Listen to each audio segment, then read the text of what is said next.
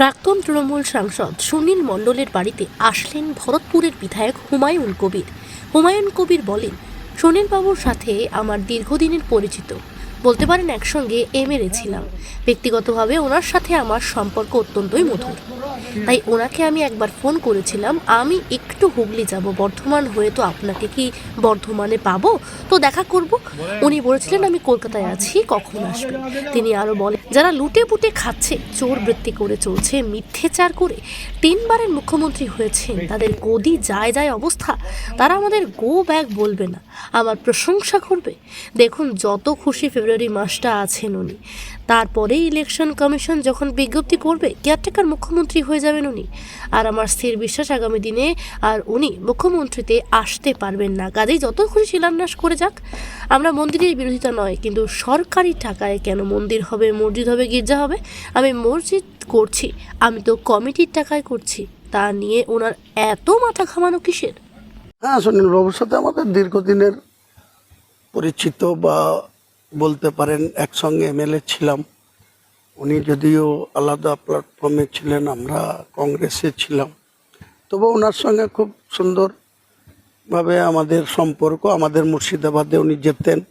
উনি পরবর্তী সময়ে একটা রাজ্যের সংগঠনের, শাখা সংগঠনের নেতৃত্ব দিয়েছেন, দুবারের এমপি হয়েছেন। ব্যক্তিগতভাবে ওনার সঙ্গে আমার সম্পর্ক অত্যন্ত মধুর। তাই আমি কালকেই ওনাকে ফোন করেছিলাম যে আমি একটু হুগলি যাব, বর্ধমান হয়ে, তো আপনাকে কি বর্ধমানে পাবো, একবার দেখা করব। তো উনি বলেছিলেন আমি কলকাতায় আছি, তো কখন হতে পারে, আলাম দুপুরবেলায় ব্যাক করার টাইমে আপনাদের, তাই ওই জন্য দেখা।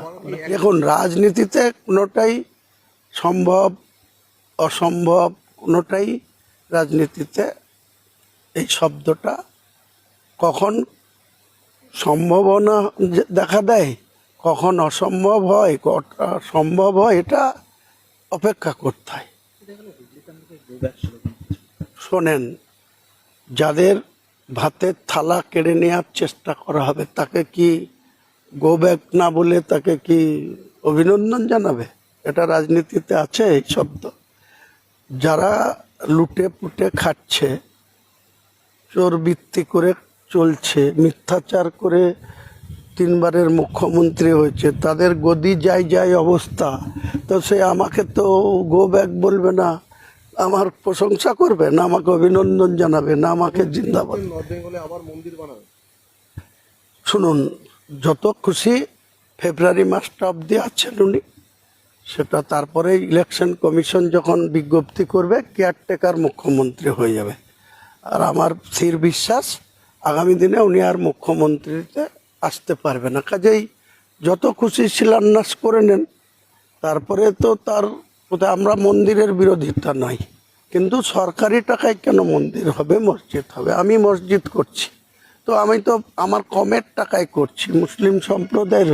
তেমনি অমুসলিম ভাইরা কেউ গির্জা করবে, কেউ মন্দির করবে, কেউ চার্চ করবে, এটা তাদের স্বজাতির টাকায় করবে, কোনো সরকারি টাকায় তো এই ধরনের করার। এর আগে তো মুখ্যমন্ত্রী ছিলেন না জ্যোতিবাবু, বিধান রায়, বুদ্ধবাবু, সিদ্ধার্থ শঙ্কর রায়, তেনারা তো মুখ্যমন্ত্রী ছিল।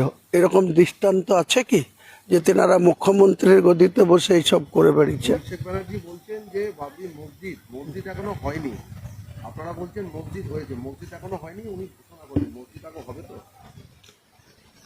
দেখুন, ওটা এইসব নিয়ে ওনাদের এত বিচলিত কেন হচ্ছেন ওনারা, আমি বুঝতে পারছি না।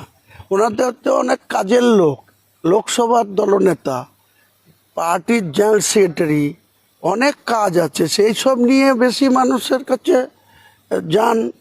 নিজেদের কুকীর্তি সুকীর্তি যে সমস্ত করেন, সেসবগুলো নিয়ে তাদের বোঝাবার চেষ্টা করুন। আমি কি করলাম, আমার মতো একটা নগণ্য ব্যক্তি, আমি কি করলাম না করলাম, তা নিয়ে এনাদের এত মাথা ব্যথা কেন হচ্ছে, আমি সেটা বুঝতে পারছি না। তার মানে আমি মনে করি আমি সঠিক জায়গায় আছি।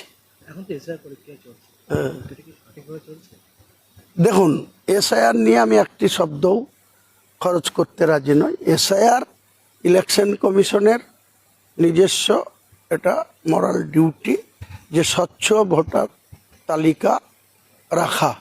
সেখানে যদি কারো ভুয়ো ভোটার নাম থাকে, কেউ যদি ডেথ লোকের নাম থাকে, কারো যদি একই ব্যক্তির দু জায়গায় নাম থাকে, এটা বাদ যাবে। এর জন্য কার কি অসুবিধা? কোনো অসুবিধা হওয়ার কথা না। অত্যন্ত ন্যক্কারজনক ভূমিকা।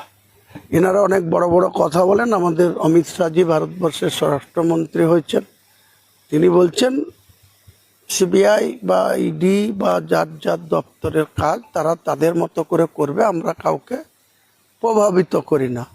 সেটা যদি ঠিক হয় তাহলে কোন স্বার্থে আজকে কত পার্সেন্ট তাদের সাকসেস এসছে বলুন তো?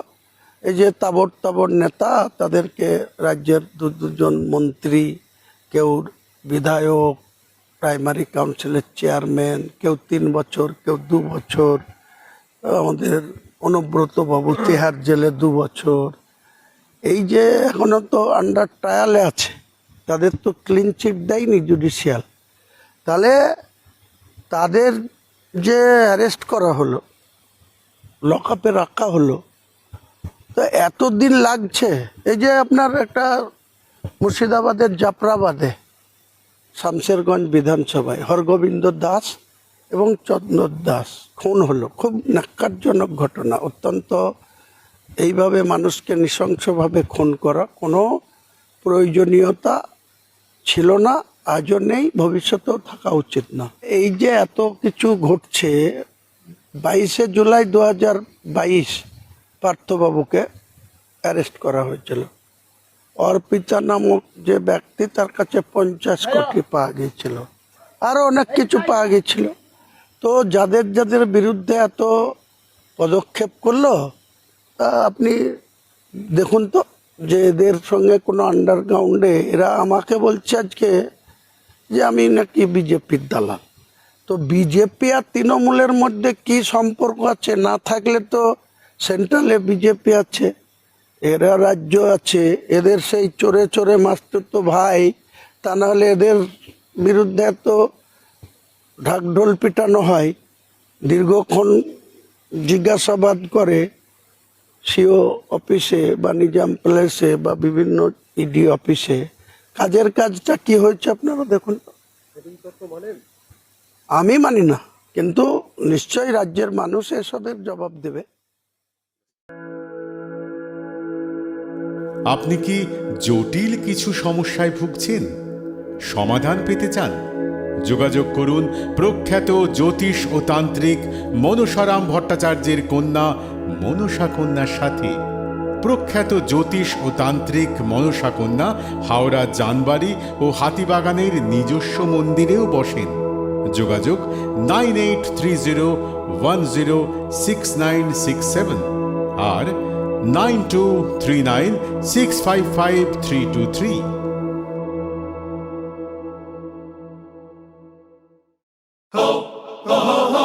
পুজো মানে জমকালো লাইন, Dropbox লোফালুফি আইন, পেপারের ক্যাটালগে আঁকা, বাঙালির ইমোশনে মাখা। এ ভরসা কি উপায়, জার্নি পায়ে পায় পৌঁছে দেবে ঠিক ডেস্টিনেশন। বিশ্বমান শ্রীলেদার্স, খাঁটি দাম শ্রীলেদার্স। শ্রী লেদার্স, হাওড়া ময়দান।